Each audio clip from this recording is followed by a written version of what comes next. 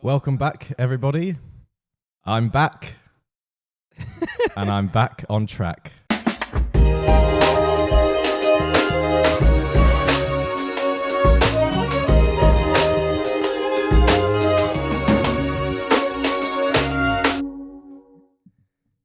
Hamish, how are you today? I'm doing wonderful. How are you? I'm doing well, mate. Yeah, I'm. You may have noticed in the last one that I'd mysteriously gone missing and I was replaced by an imposter. But I am back now. I'm back on track, and good to be back. Moved into your new place. I have done. Yeah, I've moved into my new place. Yeah, I can hear how large it is by the echo on your can you hear, microphone. Can you hear yeah, so I've got a mansion to myself now. Yeah. I see you've got a nice new haircut as well. Oh, thank you for noticing. Thank you for noticing. Dapper, sir. How have you been though? Have you just been moving into your new place? Yeah, that's been taking up my week really. Settling in, moving in. It's such a faff. It is. And it's apparently it's in the top 5 most stressful things you can do in life is moving. Yeah, I suppose so. It's like it's to be honest, I wouldn't say it's stressful. It's just a faff. Like, you've got so much stuff that you accumulate over however many years, and then you've got to pack it all up and then move it down the road. Because I'm about 15 minutes away from where I used to live. And so that's really not as I know, and then you've got to just unpack it all. It's so much. It took a whole, like, a good maybe 2 or 3 days just of like packing everything up and then moving it across and then unpacking everything. Driving all your stuff. Yeah, I did. Yeah, I had some help, which is good. Now, did you hand transport your recorder collection? No, I just shoved it in the boot with the rest. Nothing was happening to your recorders. No, I didn't hand transport anything actually. Not even the TV. My sort of collection of china and. Sort of antique vases. Yeah, straight from the V&A. Just whack it in the boot. Yeah. As for me, I went and saw this artist Caroline Rose this weekend, or last weekend, who was absolutely wonderful. Have I told you about Caroline Rose? Yeah, hasn't she got a sister called Caroline Tulip? Yeah. No, I don't. Sorry, that was a good one. That was a good one. Don't pity me. Go on. I don't know. Who's Caroline Rose? Caroline Rose is a indie singer-songwriter from the States, and she her last album is absolutely amazing. So, any listeners out there who haven't heard of her, go and listen to her. I say this, and my dad listening right now will be thinking, "Yep.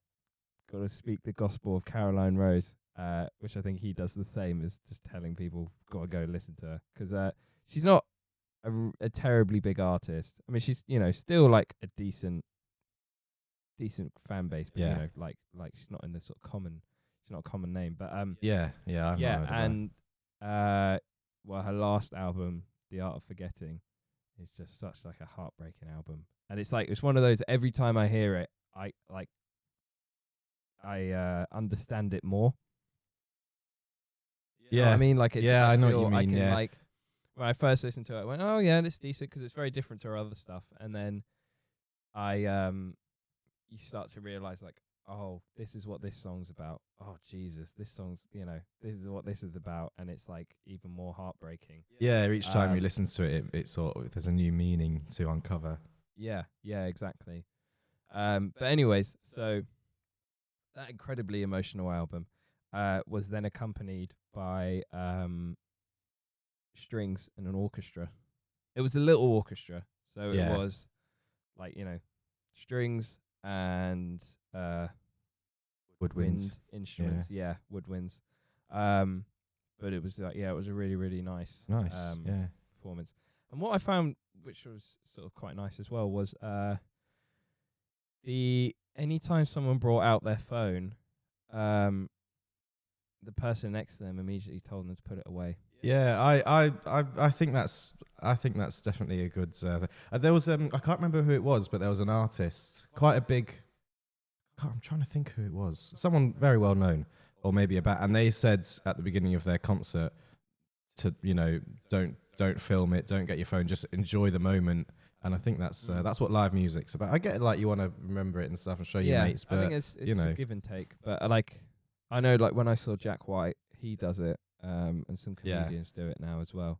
Yeah, especially comedians, because that's kind of like their whole material. Yeah, exactly. Yeah, and it can distract from you. I think as well, if you go to a classical concert, nobody has their phone, recording. Well, I think this was why this gig was a little bit different, was because it was at the Barbican. Yeah.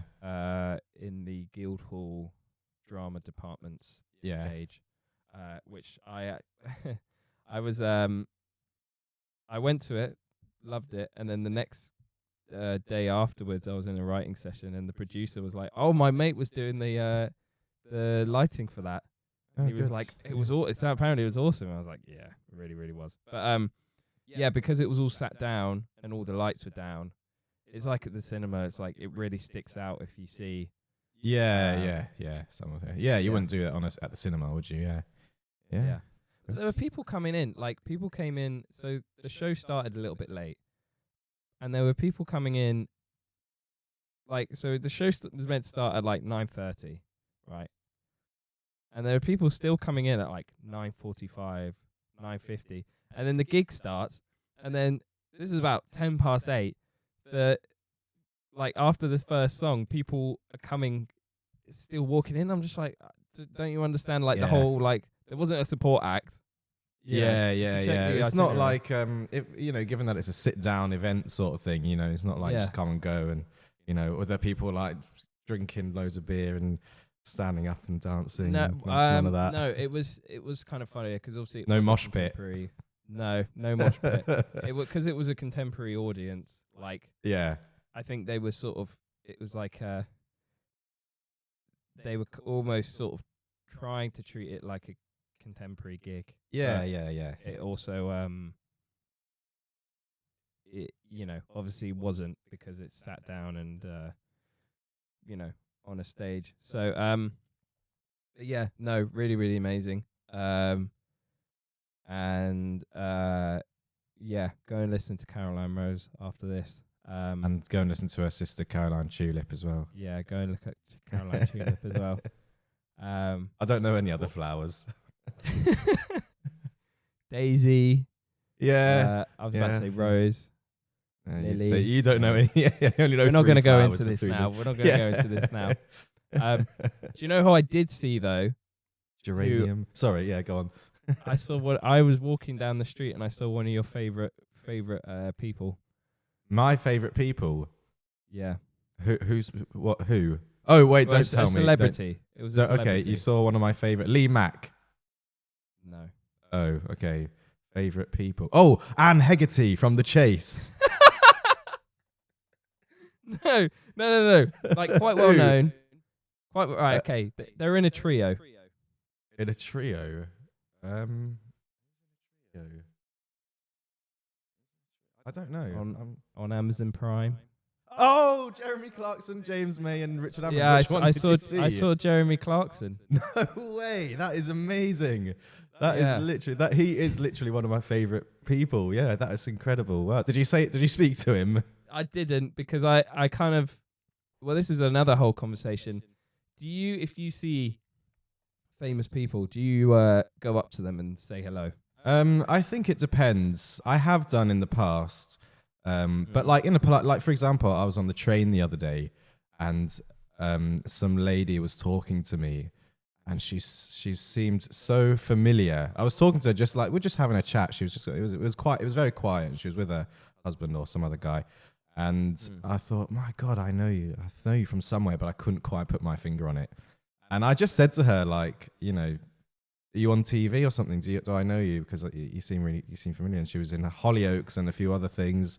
And she was quite polite. She was actually very friendly. She was like, yes, I'm in Hollyoaks. I said, I was thinking to myself, I don't fucking watch Hollyoaks. I don't know. And I was like, and then I went back, so I was like polite, and I said, oh yeah, all right, yeah, nice to meet you, and all of that. Didn't ask for like a picture or anything. She's not that famous, but then I went back and Googled her, and she's been in quite a few things, Inside Number 9, and Oh, really? yeah, I think she was on like Loose Inside Woman Number or 9. something. Yeah, she's been Yeah. on quite a few things. Masturbates versus the Post Office. So I was Mhm. like, oh yeah, that was her, yeah. But yeah, no, and I've seen a few famous faces. I saw David Walliams at the station.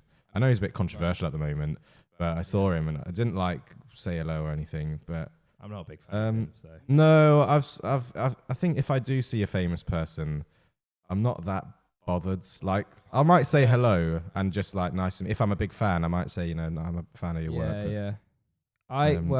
Um, I didn't say anything because it was I'm not gonna dox where it is, but one of the famous roads near here. And yeah, he was just doing walking along, but he just saw me on my skateboard. Whereabouts are you living if you've got Jeremy Clarkson and all these celebrities, just your next door neighbours? You know where I live. You know. I know. Live, Yeah, I'm not gonna dox myself. Yeah, in a mansion. Yeah. Is Knightsbridge or somewhere? Is it Mayfair, Buckingham that's Palace? Yeah.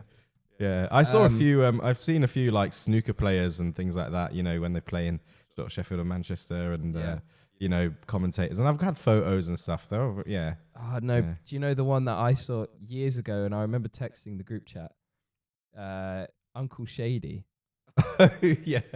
Uncle Shady from from Man Like My Bean. Yeah, right? yeah.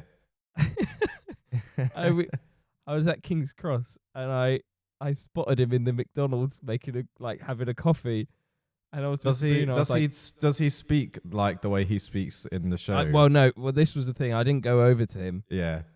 And I was like, "Oh my God, Sabrina, it's Uncle Shady. It's Uncle Shady." And then I was like, "Oh, I can't go over to him. I bet he gets it all the time." I don't. He probably doesn't. He probably really probably doesn't. But I was no offense. I was so starstruck. I was like, he doesn't need my. Yeah, he's a major celebrity.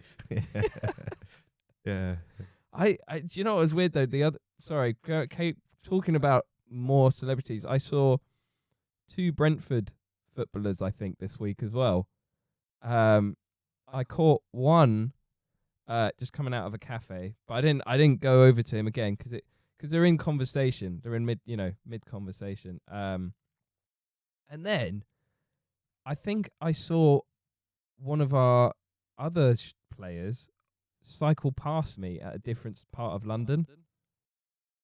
Which I was just I texted James, our producer, and I was just a little bit like, I think I'm losing it. I don't know why I keep seeing Brentford players everywhere. Yeah. But this was a certain Brentford player who is currently recovering from injury. So if his superiors knew about him cycling around town, Yeah. That's it. You could be a paparazzi and start papping all of these, start writing tabloid pieces. Oh my God, he's back. Young sir, I'm going straight to Osterley to your superiors and telling them all about your cycling. Yeah.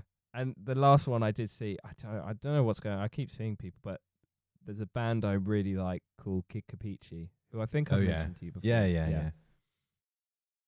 And they're from Hastings, right? Which is right near Bexhill, where my grandparents are.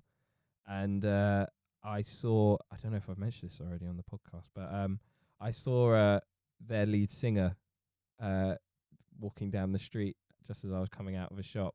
And he was like in mid conversation with people, and there was always this thing of going, "Oh, maybe I'll bump into them because I'm in the area." Yeah, but because he didn't have his signature glasses on him, I didn't recognize, and I just he was just walking past me, and I was just there like, "Oh." He's like gone by then. You were starstruck. Yeah, well, I mean, I cover their song in my show, so they're really cool. Very good. Yeah. My favourite celebrity is the lead singer of the song Plastic Dinosaur.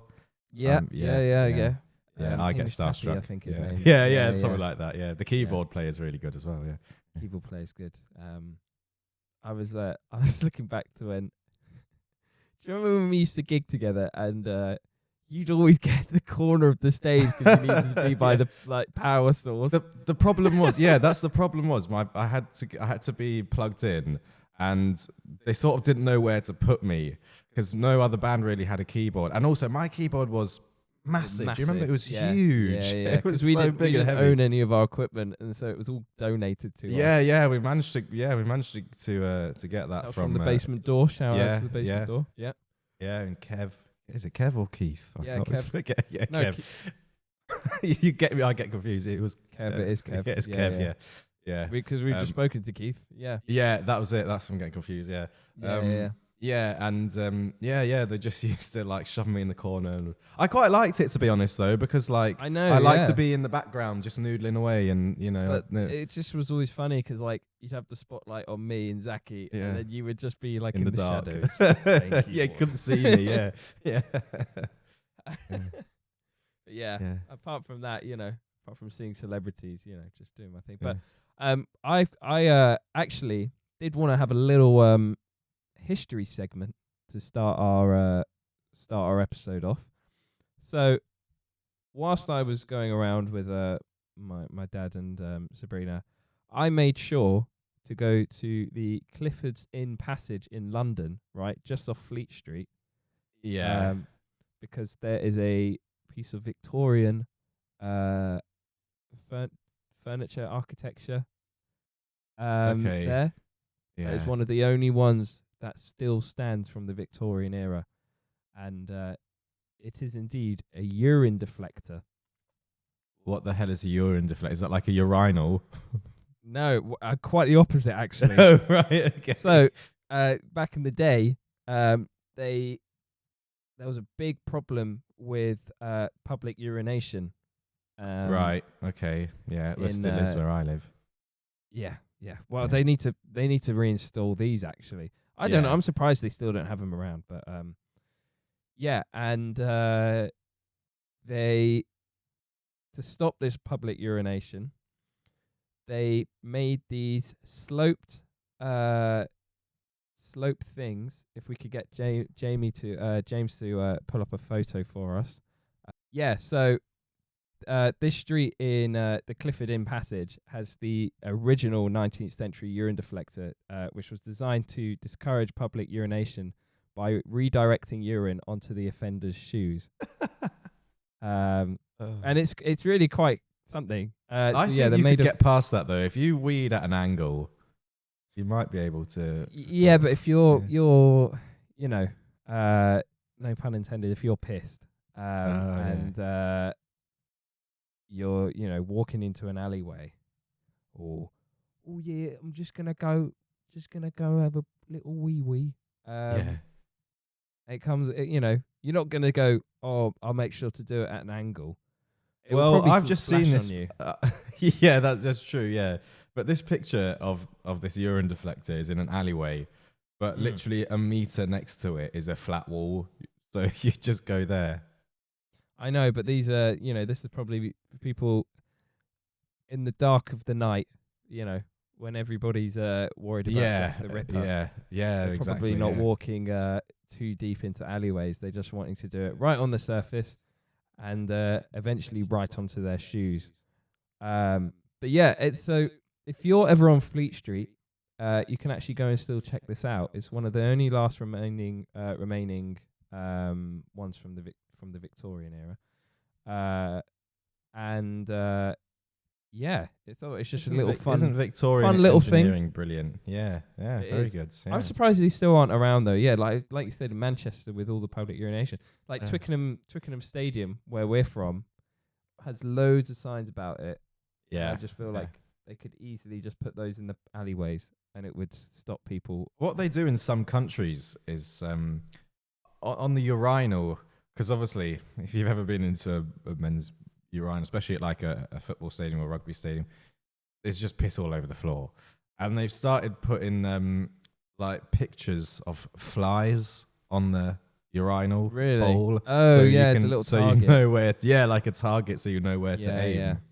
Yeah. Which is, I think, I mean, that's quite funny. unless one day you realise it's a real fly and it starts moving and Pissing all over the place. Yeah. But yeah, so whilst less commonly today, these urine reflectors are still around in places like London, Lviv. Oh my God, they were back here now. I can't pronounce stuff. LVIV, Lviv. LVIV, Lviv. Oh yeah. Yeah. Is that like near the Middle East? Is that like Tel Aviv? Tel Aviv? No, I'm just guessing here. Maybe. It sounds similar. Norwich and Venice as Nice. architectural relics. So yeah, just a fun little fact for you guys. Venice doesn't need Europe. You just piss into the canal. Isn't the whole? That's exactly what. Well, Yeah, listen, that's the bit. that's what they're trying to prevent. Yeah. Well, yeah. Anyways, today, guys, we thought I've prepared a little segment for us. So obviously last week we spoke about the man getting the most ping pong Balls on ping shaving pong. foam in his head. Yes. Yeah. And we thought that's quite unusual. What are some other unusual world records? So I've got a list here of some of the strangest world records. Starting off, we have the longest head massage chain. That's Okay. like human centipede, but with yeah. head massaging. So this is in India and in 2017, and can you guess how many people it is? Oh right. So usually I do this to you, and now you're doing Yeah, it to me. now I can do Right. it. Yeah, Okay. So I'm gonna say India's got a lot of people, yeah. It and does. they all It's like over head a billion. massages. Yeah, they like their head massage in India. They've got those weird spiky things that you put on your head. They look like Mhm. spiders with massive long legs. And I hate those things. They're so. I don't know what I've never thought to get my head massaged, so I'm not. Yeah. Anyways, it's quite relaxing. I'm gonna say 950. ooh, way over, mate. Oh 500 right. 578. Oh right. 578, Okay. and it was achieved by Bahaj Almond Drops Hair Oil, the company. Nice. All the participants were women who applied the hair oil in front of the lady in front and performed 4 head massage actions. The official temp made the otherwise normal activity quite exciting for the participants, apparently. Yeah, that is exciting. Yeah. Where do I sign Number- up? I want my head massage. Yeah. Number 2 is the most apples held in one mouth. Most apples held in own mouth and cut by chainsaw in 1 minute. Oh my god. How does that work? First of all, in 1 minute. Okay, in 1 minute. So Yeah, and let this me is just get this straight. this is- Let me tell you who achieved it so you Yeah. can get a better context. Okay. It was achieved by Wang Li in China in 2020. All so right. At the peak of COVID, He's whilst messing about people- chainsaws and mouths. yeah. All right. So he's getting an apple, putting it in his mouth, and then chainsawing it to cut it open. Yeah, I believe so. Right, in 1 minute. That's not too bad. I reckon I could do that. I reckon I could do. I think it's the fear of the 40. I reckon I could do 40. 40. That's like, yeah, like you get into a rhythm. Like you could do one every 2 seconds. Yeah, Bash, yeah. bosh, like that. Yeah, easy. Maybe 35. Well, you, sir, would be the world record World holder by a long shot because the world record is 28. Oh right, okay, fair 28, enough, yeah. I'm gonna buy a chainsaw and give it a go. Don't try it. It's going to be our last episode of Back on Track, Yeah. unfortunately. And number 3, the longest distance keeping a table lifted with teeth. Now, That further doesn't even context. make any sense. just so you know who's doing this, right? Yeah. It was sorry, I've lost it. It was George's Christian, or George, I think it's George Christian in Luxembourg, right, in 2008. Right. Yeah. So he's lifting a table up with his teeth Yeah, and it's so and he's then got a- running with it and seeing how far he can get. So it's a 26-pound table. You can tell this is American, and it's also got a Yeah. 110-pound woman sitting on it. That's did this in impossible. You Madrid. can't do that with your teeth. I'm sorry. It's not even the weight of the table. It's the shape. Like it's too long. Like you. Like it's not. Right. Well, this is no. unfortunately in. Do you know what? Hold on. I'm just gonna do a little calculation so we can. That has got to be transfer it really to. bad for your dental health. I mean, they say you shouldn't like open bottles of beer with your teeth, but lifting tables with women sat on them. Yeah. Yeah. Hang on.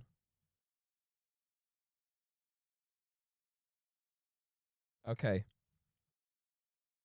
So we can do it in meters because I've got it in feet here. I don't know if you Okay. prefer feet or meters, but I've converted it. If for you're you. asking me if I prefer feet in terms of the distance, then yes. Oh, you prefer feet? Okay, never mind then. Ignore me. Well, I do both. Calculation. I'm a millennial. I can do Okay. both, mate. All right. How many feet do you think? And this has also got inches in it. So tell me, so he's lifting a table with his teeth and running and seeing how far he can get in 1 minute, or just how far he can get? No, just how far he can get. And he's also got a lady sitting on it. I don't think it's even possible. I reckon. Do you want me to give you feet or meters? I'll give you both. I reckon. Do feet because it's on here. I'd reckon like 9.5 feet. About 5 meters. No, yeah, that's about that.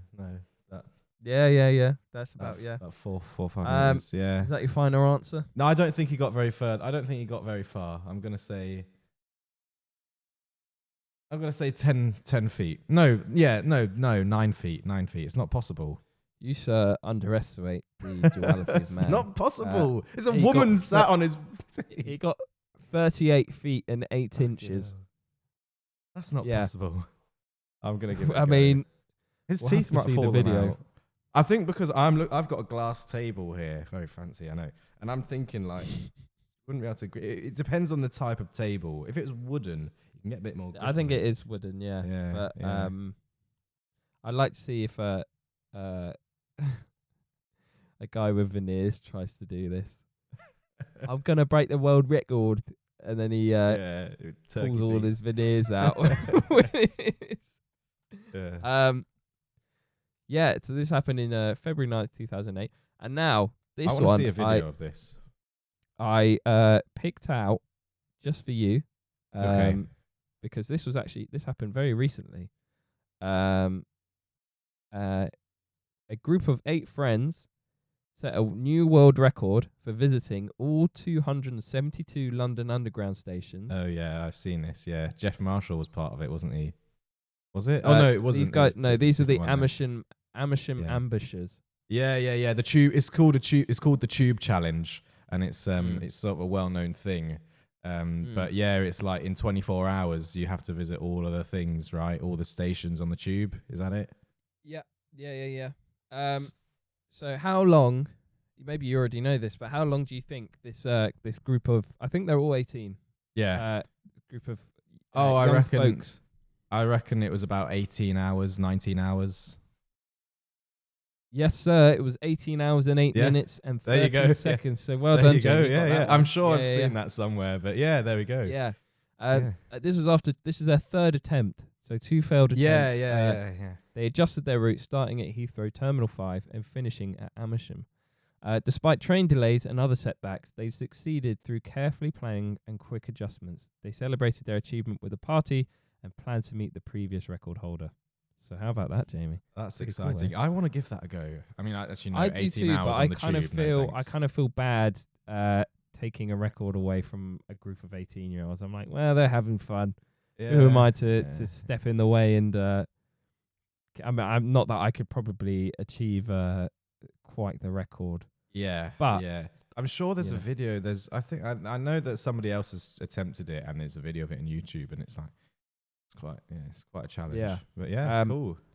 Well, whilst looking at all of these world records, I stumbled across this guy called Ashrita Furman, right? Yes. He has set, right, this man is the most world records in the world, right? His world record is having the most world records. I think he probably has that as well. Yeah. But also, these are some real strange ones. Have a guess how many world records he has set in his life. Oh, right, okay. 345. Sorry, excuse me there. That was Jamie. I think James has just left the chat. 345. Yes. Double it, mate. Seriously. 600. He has 600 Wow. world That's a records. lot. And he currently holds 200 of them. It's like I feel like you can get a world record in anything these days, though. Like you could just be like, the first person to do this whilst doing that on top of this, and it's like so unique. The longest time to rub your tummy and pat your head. Yeah, exactly. While standing on one leg, it's just so stupid with shaving cream on your head. Yeah. Well, speaking of that, I actually have some of his world records here, which some there's a whole list of them, which is pretty mental to look at. But some of these are, for example, the fastest mile balancing a milk bottle on the head. Right. Okay. Yeah. So that's something. The record for the fastest time to run a mile while balancing sorry, this was the information I wrote. I was going to say, that sounds awfully similar to the last one. Yeah.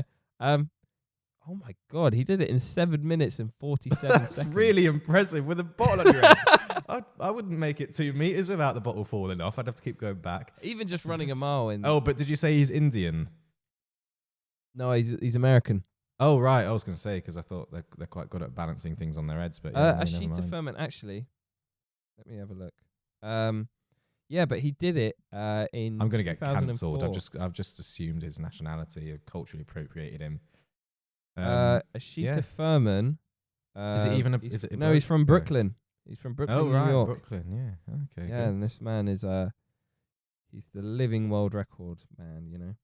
And now, a few years later from that, 3 years after that, the fastest time to push an orange 1 mile with the nose. Oh, fuck. Well, considering you'd be on all fours, I'm assuming, like crawling. Yeah. You'd have to crawl a mile. That's got to be like 20 minutes, 25 minutes. Yeah, very close. 22 minutes and 41 seconds. Yeah. Yeah. So random. Unless, here's an idea. If you found a hill which was going downhill for a mile, you could just do it once. Oh, that's but then you'd lose control of the nose of the orange. Yeah, that's true. I think it'd have to be flatland. Well, he did this in Acres Mall in the Valley Stream, so I'm guessing that's a shopping centre. They have a mile-long shopping centre. Bloody hell! Well, I guess if you consider the car park and stuff, maybe I guess it would. Yeah. I realised though, all of these ones that I've pointed out, I'd all just like going X amount of doing something weird for a mile. Yeah. This is a combination of all of them. This is a fastest mile hula hooping whilst balancing a milk bottle on their head.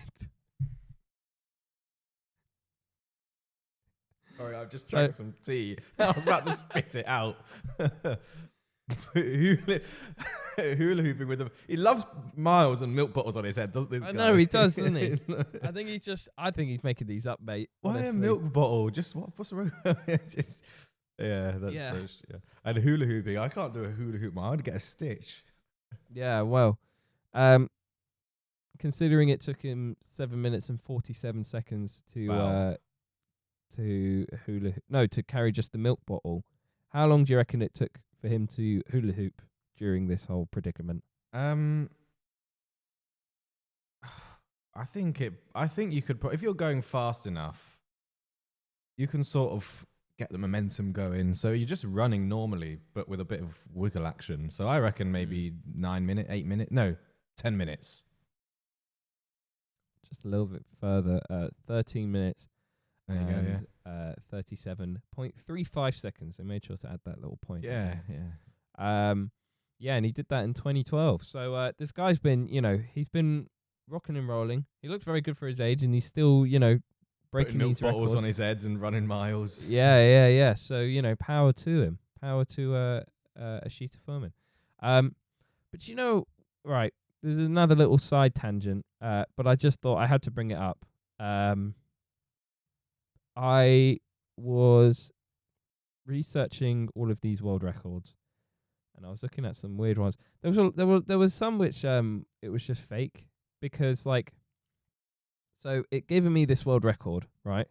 And it said it was done by this guy. I went, wow, that's amazing. And then I tried to research it, and then you find, oh no, that actually didn't happen, right? Well, one of the names that came up was this guy called Yuta Shinohara. Yuta Shinohara, right? Who's Yeah. a Japanese.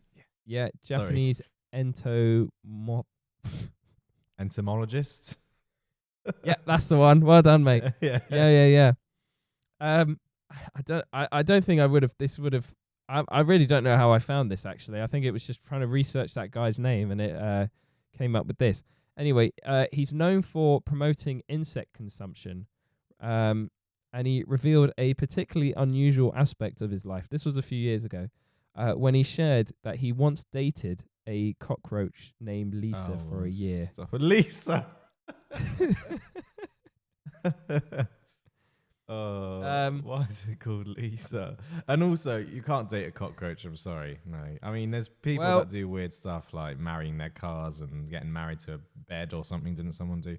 But that's, or do they? Yeah, that's weird. A cockroach. Shinohara purchased Lisa, a farm-raised cockroach from Africa, and formed what he described as a platonic relationship with her. That's quite, but you know what? Actually, okay, not to justify it, but no, but you know what? Like, you know, in the film WALL-E, he's got that little pet cockroach, and it's quite cute, and it's like loyal to him. Yeah, but he's a robot, and there's nobody else on Earth. There's a guy. There's a guy who's decided, I'm not going to talk to women anymore. I'm going to talk to an insect that Lisa. That grows in poor conditions. Poor damp conditions. Yeah. I mean, he says it's platonic, but if you're saying you dated him, then now I know we're all thinking the same thing here, Hamish. Yeah, I think some things happen behind closed doors. Yeah. He explained that his bond with Lisa was deeply emotional, stating that he enjoyed her company even when they believed they could communicate, and even believed that they could communicate. There were no sexual aspects to the relationship, but Shinohara spoke fondly of her as his first love. Oh my god! Oh no! I'm just sorry. I'm because I've prepped all of this stuff. Last week, when before we had to get James in to cover for you, and I'm just rereading all of my notes, and it's so gross. What is it? Go on. Anyways. When Lisa passed away, Shinohara chose to eat her as a way of honoring her memory. That's so weird. Describing the act as one of reverence. Oh my god. That is in his view, this allowed her to continue giving to him. Oh, I just cringe at it. I hate insects. I hate people who eat their lovers as well. Like, as just Don't tell Sabrina that you might, when she dies, you're gonna eat her. I'm gonna eat her. Yeah. Well, thankfully she's not a cockroach. So. He explained that this was a heartfelt gesture, further cementing the idea that he viewed Lisa with great affection. I don't know if that's how you show affection. I'm sure there's better ways, but thank you for that, Hamish. That was entertaining. I'm cringing from it. Oh Jesus, man! Like, look, I having a pet cockroach is maybe like, you can have a pet, and like you love your pets, don't you? If you got a dog, yeah. And I know people who have. I used to have stick insects. Yeah, me too. Yeah. Did you? I think we spoke about this. They're a pain in the arse though, because they find their way through the mesh cage. Yeah, they do. And they'd start breeding. I know. Elsewhere. I started off with, I think I had 2, and then like about 6 weeks later, I had about 40. So many a time. It was, yeah. It was. They find their way out of the cage and then start breeding, and you just find fucking stick insects in the living room everywhere. Yeah. I think we ended up donating them to the. Do you remember near Snakes and Ladders? They used to the little zoo, exotic really animals. Zoo. Yeah, they've got like butterflies and things like that. Yeah. Because I think that was after I'd gone there for my birthday. Sorry, I was hearing something weird. After my birthday, I think, because I'd seen the stick insects, I was like, that's really cool. Can we get stick insects? And I Yeah, think that's yeah. it's a good little okay, it's not too much effort and it's a good little pet for the animals until you find out that they breed like crazy and Yeah. yeah, Just get a pet rock or a pet rock a cat.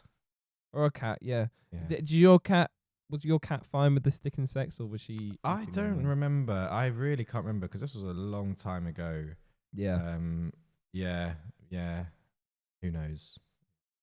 yeah. I Well, remember when anyways. we had a hamster, and the cat wasn't best pleased with the hamster. We had to, like, when the cat was in, we had to lock the door to the hamster's room, and stuff like that. Yeah, yeah. Was it? Yeah, did it look like it was about to?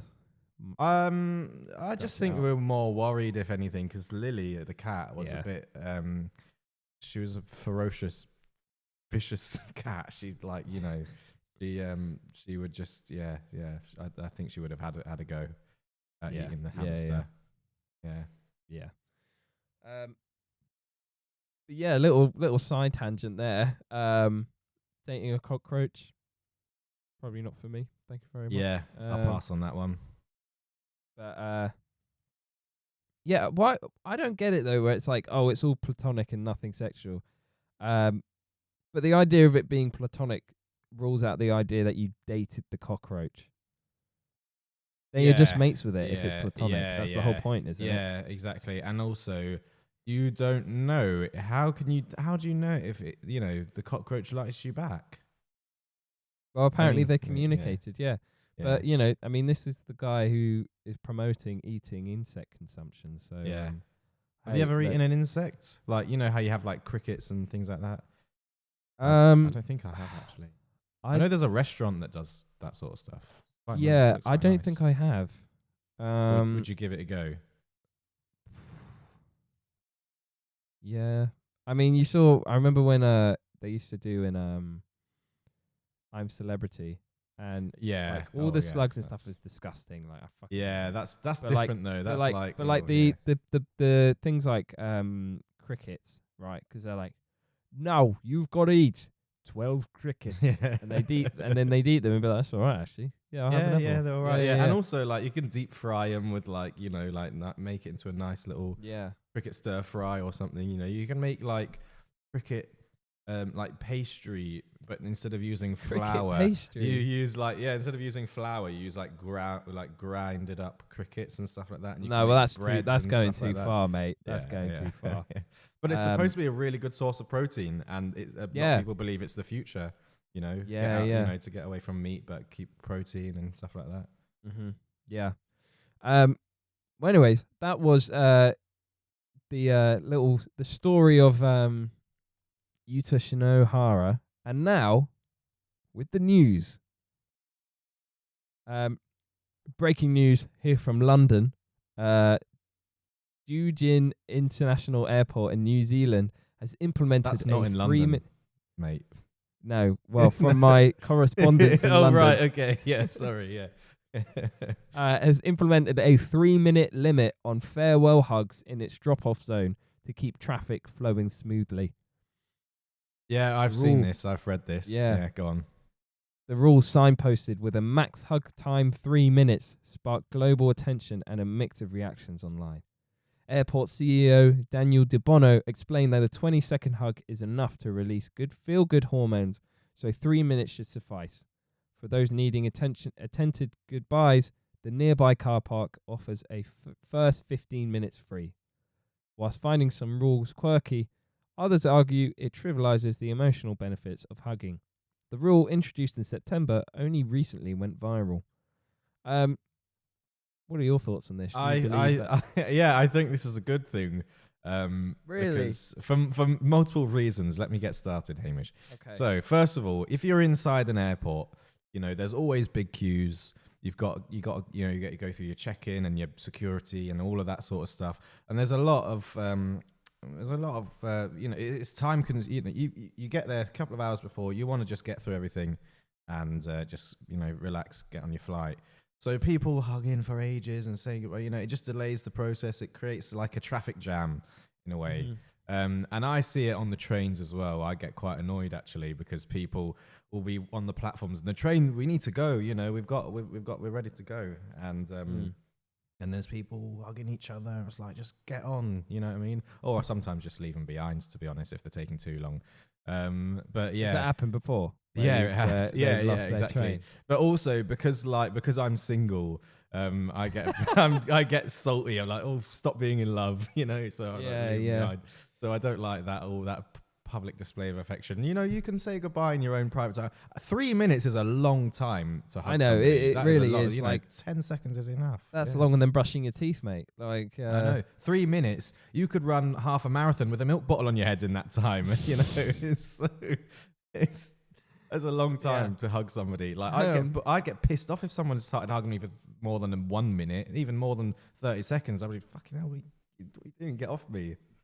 But anyway, I think it's a good thing. I think it eases congestion in the airport and, stop being wet. You can have a quick kiss, not even a kiss in the car, maybe. No kisses.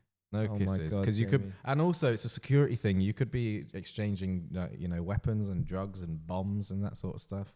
Like they do in prisons, in like conjugal visits. Yeah. So when you're before you go into security, you're handing each other. Yeah. Okay, I did think that one drugs through and such. Yeah. But I think it's a good idea. I do. Yeah. Well, I guess you're seeing it from the perspective of someone who has to deal with these people. Yeah, on a and daily it's basis. The perspective of a lonely single man who doesn't get hugged by anybody. Well, Jamie, save that for after the podcast. I reckon it's probably more of a problem for somewhere like New Zealand, where it's quite out of the way. New Zealand, isn't it? It's not really. It's a long way. Like if you're gonna go to New Zealand, especially from the UK, but from anywhere really, it's like it's a long way to anywhere. I reckon there's probably a lot of people, traveling from Europe. Yeah, Europe and the Zealand. States. There's probably a lot of it's a long way, and you're not going to see that. You don't just go to New Zealand on a day trip or like on a weekend away. That's like a good 2 or 3 weeks minimum. Yeah, exactly. So I understand the emotional, like, oh bloody hell, they're going. Do you know what? I read somewhere that there are more New Zealandish Kiwi people outside of New Zealand than there are in New Zealand. Really? Because like everybody just emigrates. Is that the right word? Emigrates? Yeah, away from New Zealand, and then they all breed, and they're all Kiwi. They all breed. Yeah, you know what I mean. But like you get a lot of Kiwis in other parts of the world. Yeah. I don't know if that's true, but yeah. New Zealand is also home to the world's steepest road. There you go. Is it? Yeah. Bloody hell, I don't know. There's a little fact for you. Yeah, no, I'm just trying to parallel park and he starts slipping down. Well, that's why they're hugging, because they go, I'm gonna have to walk up that fucking road. Yeah. I mean, right. Here's a little loophole. What if you hug somebody, right, and then unhug, and then start talking a little bit, and then hug again? Does that? So you do a 2-minute 59. You do a 2-minute 59 hug. Yeah, and then that's reset the timer. Well, how do they enforce it? Have they got like armed police and sniffer dogs? This is what I'm thinking. Right, that's it. On your way. You've had enough. Yeah. Stop fucking hugging you. Yeah. That's more South South African. It's just a dictatorship. No more hugging. No more hugging now. Get off him. Oh my god. I bet it's like the Hunger Games when they're all saying goodbye to their families before they have to get on the train. It's time to go. Yeah. 3 minutes 29, you get just shot. Yeah. Yeah. Yeah. Yeah, do you reckon they're like, get a room if you hug too long? Or no, take it to the car park, mate. Come on. That's so anyways, I mean, I don't know. I think it's a strange rule. It clearly must be that big of a problem that they've had to implement some sort of rule on I how would think long. they should implement it at train stations and also UK airports as well. Really, Yes. you just want a dictatorship, mate. This is I love. ridiculous. Yeah, I'd put me in charge. That'd Yeah. be brilliant. Well, Yeah. tell me what's going on in Manchester. Well, Hamish, here's my little fact for you, my little news for you. The longest. Oh no, shit! I'm reading the wrong bit, wrong note. Let me. That's train of the. Sorry. The world. Here we go. The World's Conquer Championships is investigating cheating allegations after What the are you men's. doing? You can't bring this up, Jamie. I brought this up last week. No, you didn't. Yes, I did. Did you actually? It's been so long. Oh my god. Fuck We off. made Did a you actually? TikTok of this? Yeah. Oh my god. The Oh, fucking Jamie. hell. Hamish, it's been so long that I've forgotten everything. Right, let me come up with something else. Hold Right, on. we'll cut all this bit. We'll cut all this bit. So, from the Manchester newsroom here, Hamish, a German town has banned the humble cactus from the town hall, schools, and nurseries. The mayor of Plettenberg near Dusseldorf in the North Rhine region banned the spiky plants from municipal buildings after a man required medical attention from injuring himself on a cactus in a school building. And basically, he's said cacti are now banned from public buildings. What do you think about this, Hamish? I think it makes sense. It's a dangerous. You're playing with fire when you have spiky plants in the buildings, and if you're in a public area, I understand that they might be dangerous to the common man. So fair enough. They've banned them. What do you think? Because I mean, I'm not. Well, considering, Hamish, I Googled this about 5 seconds ago and just came up with it on the spot. But you know what? It does remind me of a cactus incident, or should I say accident, that I once had. Yeah, so growing, and this is why I agree with this German mayor, because when I was, it must have been about 16 or 17, and I had a cactus on my windowsill. And one morning, I went to open my blinds, and in doing so, I'd knocked the cactus from its ledge, and it was hurtling toward. Everything was in slow motion in my mind, and it was hurtling towards the floor. And my thought was, oh, the soil's going to get all in the carpet, and it's going to, Yeah. No, I didn't put my foot down. I instinctively put my hand out to grab it. And I grabbed it with full force, this cactus, just by instinct, and I caught it spiky side up. And I was like, and the worst part was the soil still got all over the floor because it came out of the pot. And so I just had this cactus, and I was like, shit, why have I done that? And I must have spent the next hour, maybe 2 hours, just picking out with tweezers. Oh, Jesus. These little spines out of my hand, and some of them were rooted quite deep. And there was like little spots of blood just coming out, like not major, but it's like, literally, I can still remember it to this day. Like it was spines everywhere. There's probably some still to this day. I think my natural instinct does happen where like something's about to fall, and so I try and grab it with my foot. Instinctively, yeah. Yeah, but like if it's my phone or something, I'd go and grab it with my foot. But of course, that means a phone. Yeah, falling on my that's toes, going to be and painful. Yeah. I remember my cat Murphy once. He started trying to bite my cacti on my windowsill. He just had a little munch at it, and I was just watching him going, was it like particularly spiky? Yeah, it Those was fluffy ones. Yeah. No, this was the spiky one. Wow, right. And he was going there trying to bite it, and I was like, "What are you doing?" That must and be then painful. Of course, yeah. well, yeah, when he bit it, he went, and like, yeah. And I was like, "Well, why are you trying to do that?" And then, of course, I think he pierced it, and so like the little juice starts coming out of it, Yeah. But I kind of get it. I get why they would implement such a ban. Yeah. This seems like one of the more sensible things from It's definitely more sensible than a 3-minute ban. Yeah, A 3-minute limit on hugs.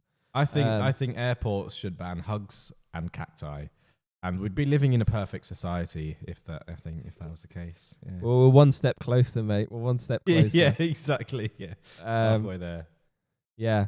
Now, do you want to do train fact first or genre of the week? Let's talk about a genre, Hamish. Let's talk about Yeah. genre because that's the sort of That's the what people guts are of here the for. podcast. Yeah. Yeah, exactly. So tell me, what is the genre of the week? Well, And the genre for this week was glitchcore, which I sort of purposely chose this because I thought it's very different to our preferences. yeah.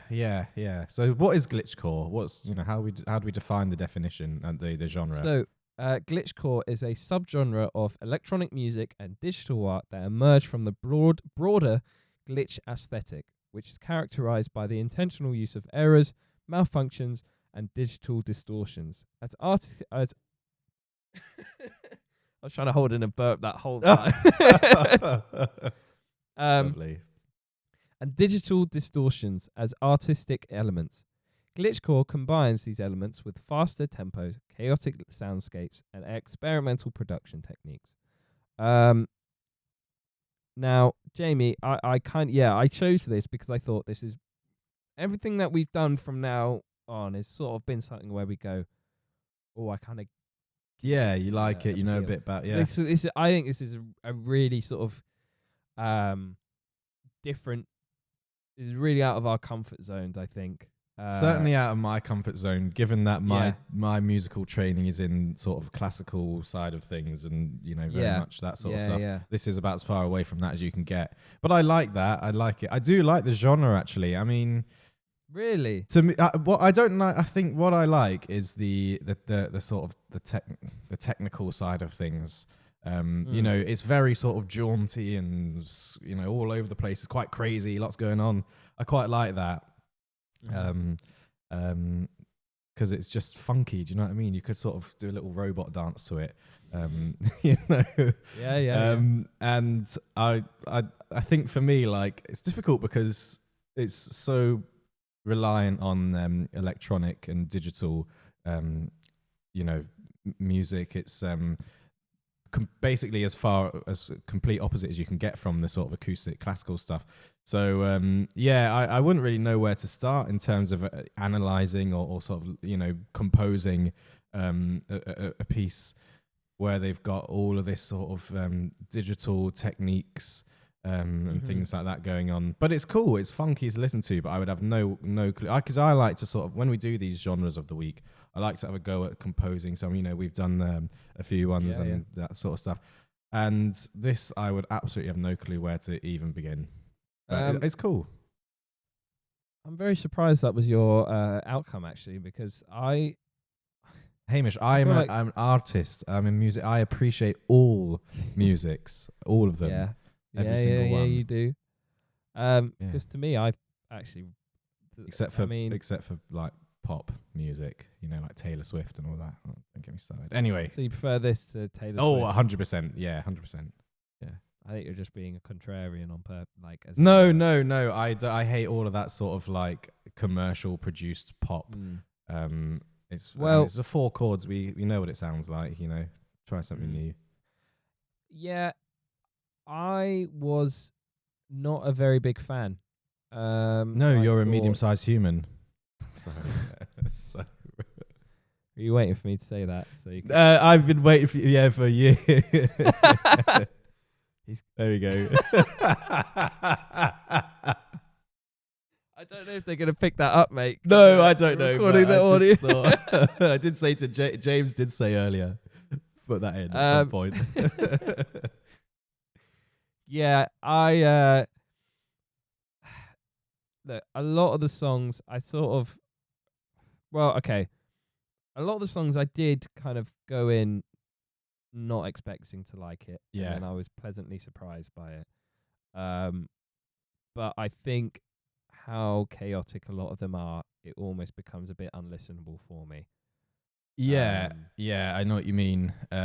You wouldn't sit down and go through a playlist of this. It's something you might have in the background of like a film or something. But mm, it's got its place, and it's not it's not easy to listen to. But that's I think the yeah. idea behind it. Yeah, I mean it's it's similar to hyperpop and breakcore. But it obviously includes a lot more of like it's a lot more emotional and it's all like Glitchy. about, yeah, glitchy. Yeah. But lyric wise it's obviously, the sort of thing of like I'm on drugs and I'm sad. Yeah, But it's it's very I'm sort of sad. psychedelic. Yeah, yeah. But the yeah, I don't know. It's sort of like it's been written with this sort of idea like it's for sad boys, like boys on the internet who um are cute but they're twisted. And that's the sort of like idea of I feel like I might, somebody can completely argue against me on this and that's fine. But yeah, that's the sort of like idea I had on it and it sort of irritated me a little bit. But yeah, and like to a point where like a lot of the songs where I was like there's not really a structure, there's not really like a Yeah, it's a bit overall crazy, a idea. bit It's random. just Yeah. yeah, it's just a big cluster of stuff. But it's actually it's probably one of our biggest alternative genres that we've Yeah, looked yeah. at. It challenges what you sort of know already about music, and your sort of the standard rules and procedures that you follow in music, and it sort of you've got to break the rules sometimes, and to Yeah, create nice, you gotta interesting yeah. art. So it is very alternative, but it's good because it challenges your perception of what you know, and it broadens your horizons. Absolutely, Jamie. Yeah, I thought the I think I mean like all the art from it has obviously all been picked up from anime and stuff because I think there's a big anime connection to the genre. Yeah, You see with all the pictures and stuff. And then if not that, like the covers, because a lot of this music is independent, and so it's all been like the covers are often just taken off somebody's iPhone, yeah, as yeah, the album cover. But that's like part of the aesthetic is like it's a guy in his room, and the lights are off, yeah, and he's done too much Zan, and he's yeah. texting girls online, but he's like sick and twisted, Yeah, and it's all a bit weird, isn't it? he makes music, but he's sad, but he likes Yeah. anime. Yeah, I've got to admit, I prefer the musical part, the element of it, rather than the lyrics. The lyrics, I didn't yeah, really yeah, like them. But I like the sort of the musicality behind it. yeah. I'm glad you've come out of it a little bit more positive than me, and a little bit more, I think I with a think for better me, you understanding of it. can learn a lot more from that than something. You know, I learned quite a lot from it. Mm. But if we were to talk about like Baroque music or something like that, romantic classical music, you wouldn't learn anything because it's like what Yeah. you already know. This is completely different. It sort of forces you to learn more and Yeah, yeah, understand. yeah. But this is what all the alternative genre of the week is about. So, Exactly, yeah. It's about yeah. I mean, we've knowledge. got we'll have a little link to a playlist of some of the tracks we've listened to down in the description. So once you're done listening to this episode, you can go and have a listen to that. But yeah, I mean, I didn't really have any big artists for me that really stood out. Curtains with a K is one of those. But yeah, apart from that, it was a real like I think because there's so many subgenres that are linked to this Yeah, genre. yeah, It's yeah. something It, where you it, think, it's yeah. There's a lot. There's a lot of. I mean, when you get into the world of sort of indie alternative pop music, mm, hyperpop and glitchcore and all that sort of stuff that you mentioned, there's a lot of different genres, and it's difficult. The lines start to get blurred. What's this yeah, and what's that, and some of them are a mixture of both. But yeah, yeah. Um, but yeah, guys, that was Glitchcore. Go and have a listen to that afterwards. And yeah, let us know what you think in the comments. Jamie, hello. segueing onto that. I mean, what can you tell us about trains this week? Hamish, we've been missing your train facts. That's a great question. Well, listen, at the time of recording, it is Monday the 28th of October. I think this will be coming out Wednesday or Thursday. Yeah, So nearing the time of the spooky season of Halloween. Mm-hmm. Yeah. I wish I had one of those sound effects where I could do like a ghost noise. Ooh. Anyway, yeah, there you go. So yeah, it's Halloween. So I thought we'd get a bit Halloween themed. James, can you put some spooky music under? James is not here. No, but in his right, in the production. Sorry, yeah. Put some spooky music there, and some ghosts. Make me look like a ghost, please. Hamish already looks like one. Yeah, all right, go for it. So I thought we'd get a bit Halloween themed and do some spooky train facts. So here I've got a list of the 5 most haunted train stations in the UK. I know. So would you like to hear number 1? This is in no particular order, by the way. These are just the 5 most haunted train stations. Is this for? Oh, no particular order. Sorry. Yeah. I'd love to hear number 1. Tell me. Do you want me to have a guess? Have a guess. Which ones do you think are haunted? I reckon Leeds. Leeds is in there because it's not. I feel like it's not. Whilst it is modern, I feel like it's Yorkshire and I don't know. There's loads. Yeah, I think Leeds is not so much haunted but terrifying, just because the amount of platforms and through roads and things like that you've got. It's are these big stations? Are there any? Big yeah. Stations They're all main. They're all main stations. Okay. Sorry. Let me just think of all the stations in the world. I would say London Waterloo, but I think that's too well. There is a London station there. There is. It's not Waterloo. St Pancras. You know what? I would have thought it would be on the list because of the whole like Harry Potter thing and all of that, and like the architecture's quite old. But it's not St Pancras. London Liverpool Street is on. Oh, okay. On there though, it is one of the busiest stations, and it's said to be haunted by a variety of ghosts, including a World War II era ghostly soldier and a mysterious lady in white. So what's the ghost doing there? I mean, the whole point was that it was civilians going around the tube stations. What? Yeah, but I suppose like ghosts remain where they died in that area. So like if this is World War II. Why would he have died in London though? Hamish had a heart attack on his way to the barracks. Yeah, maybe. Yeah. Maybe. Who knows? Who knows, Hamish? I shouldn't question these things, should I? Well, the one at York. So York is another one. York's flipping haunted everywhere, isn't it? Yeah, absolutely. It's all that. Well, you're never going to guess the next one. But York is obviously an ancient city and all of that. But that is said to have a ghostly train conductor, like a Victorian era train conductor walking around. Okay. And also Roman soldier, because it's Roman, Roman do you city. reckon the train conductor's like the one that we saw in Thorpe Park?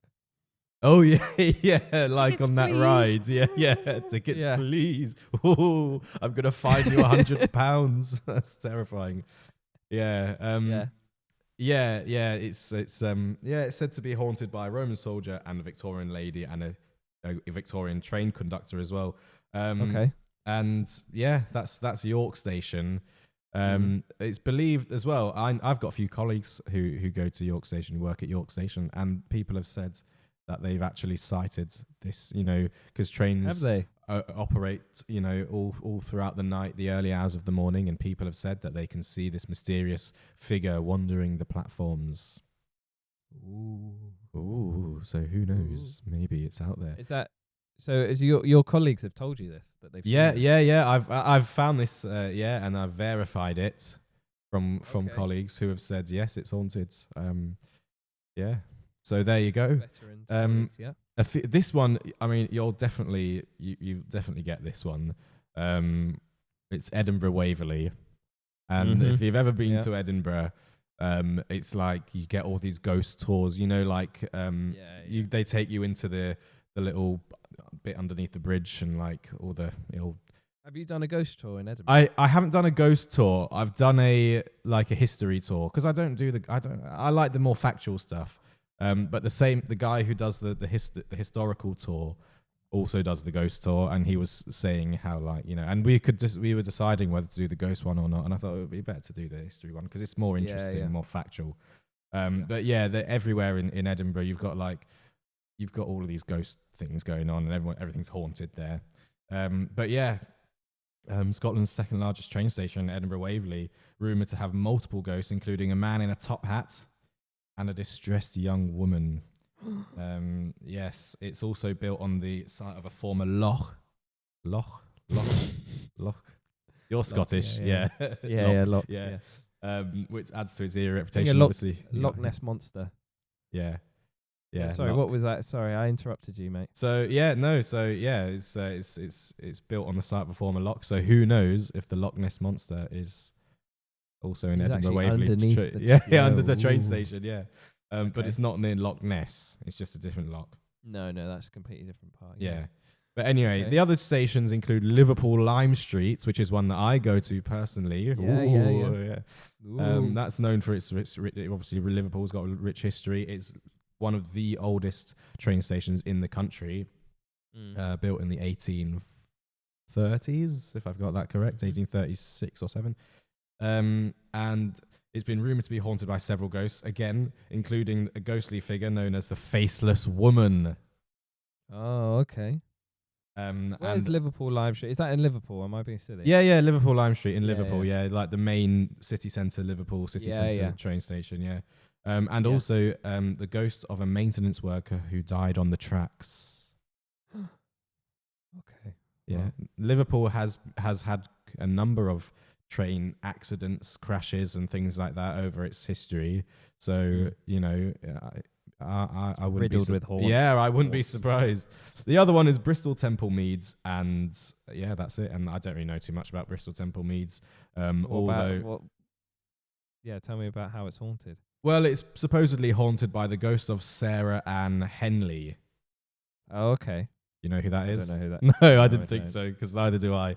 But she was somebody who survived a jump from the Clifton Suspension Bridge in the 19th century. She fell onto the tracks near the station and later died. And her spirit is said to linger in the area. See, when you said survived, I went, well, why is she haunting it then? Well, she survived and then died from her injuries later, so she didn't actually survive. And the spirit said, she was undead. You will not be haunting the hotel, the hospital you died. You will be haunting where you fell. Yeah, exactly. So there you go, some spooky train facts for you there. To wrap this all up, Jamie, do you have a little dad joke for us? I do have a dad joke for you, Hamish. Do you have Halloween dad joke? I don't know if I'm... I don't have a Halloween dad joke, but I can make one up on the spot with my comedic genius. Let's just hear what you had prepared. You don't believe that I'm a funny comedian? Go on then, go on, try it. No, I'm not good enough. No, I did not say that, sir. Okay. What do you call two Spanish firemen? What do you call two Spanish firemen? Jose and Hose B. Come on. That's good. I was chuckling. You couldn't hear me because of the noise. The noise. Oh, yeah, good. Yeah. That was very good. Well done. And Jamie, what's been grinding your gears this week? Mate, I mean, obviously, this past week I've been moving house, and moving house is such a faff. It's so much faff. Obviously, last week had the issues with my Wi-Fi, which I'm really pissed off about, because I rang the lady from the Wi-Fi company, and she said, yes, we'll send you everything you need, and it'd be so simple. You just plug it in and off you go. And I thought, oh, that sounds brilliant. Let's give that a go. Anyway, turns out there was a delay with my order, so they had to delay it another week. And then when they did finally come, it didn't plug in properly because they'd not sent me the right box thing to plug it into, and then I had spent ages on hold to the phone to the company, and then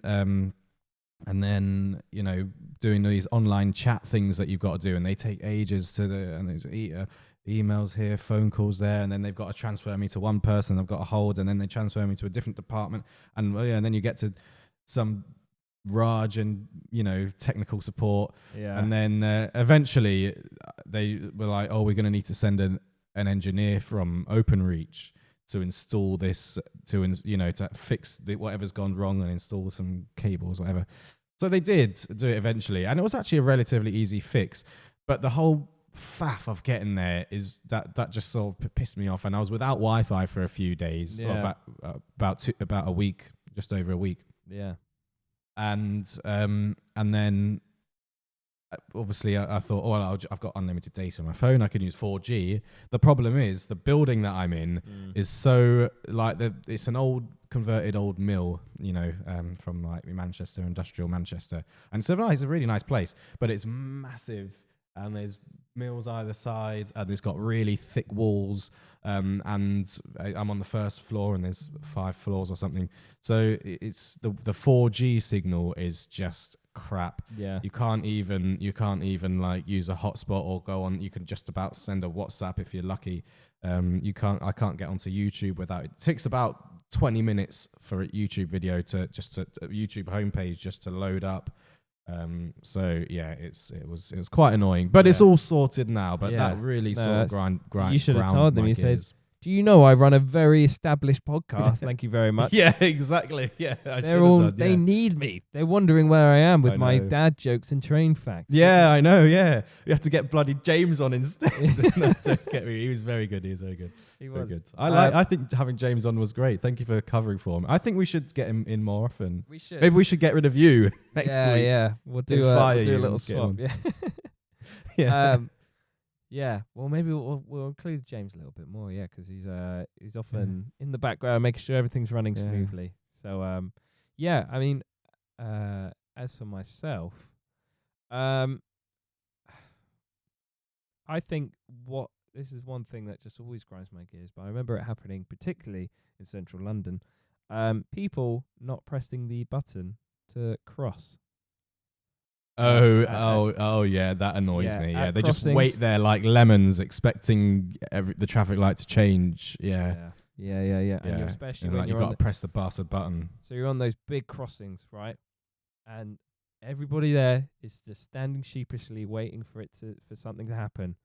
And I've had to walk from the one side of the crossing, not over the road, but to the other side. Yeah. To go and press the button that they've not pressed. Yeah, right next to the people. And I just think, what do you actually expect is going to happen? Yeah. What do you expect? Yeah. So that's what's been grinding my gears. But I also don't like it when people don't press the button on the train as well. To open the doors. Once you've stopped. Yeah. People who maybe I should save this for next week. I'll revisit it. Yeah, we're looking about next week. That annoys me too. Yeah, little teaser, guys. So, tune in next week. Ooh, no spoilers. Here, the full grinding my gears. But we hope everyone has a very good Halloween. Jamie, have you got any Halloween plans? Do you know what you're going as for Halloween, or? Well, I'm actually working on. Oh no, I'm not working. Oh yes, sorry, I'm off. You're off. Otherwise, I was gonna go as a spooky train conductor from York. No, I've not got any Halloween plans actually. No, I'll probably go to the pub. That's fun. Yeah, you should go to you should go as the Thorpe Park conductor. Yeah, go around saying tickets, please. Ooh. Yeah. My current outfit right now, as of today, but it might change, is have you watched The Boys? I actually didn't. I watched a little 5 minutes of it and got bored. I'll be completely honest with you. I've heard it's good and I will revisit it at some point. Yeah. But I got bored. Do you know Huey and Butcher from the Boys? Huey, no, because I only watched 5 minutes of it. Well, anyway. But yeah, the main guys. The main guys. Sabrina and I were going to go as those, but we're not sure yet. We're still figuring it out. But whatever you're doing, folks, have a very good Halloween. Have a very spooky Halloween. And it's a goodbye from me. And it's goodbye from me. Thank you very much.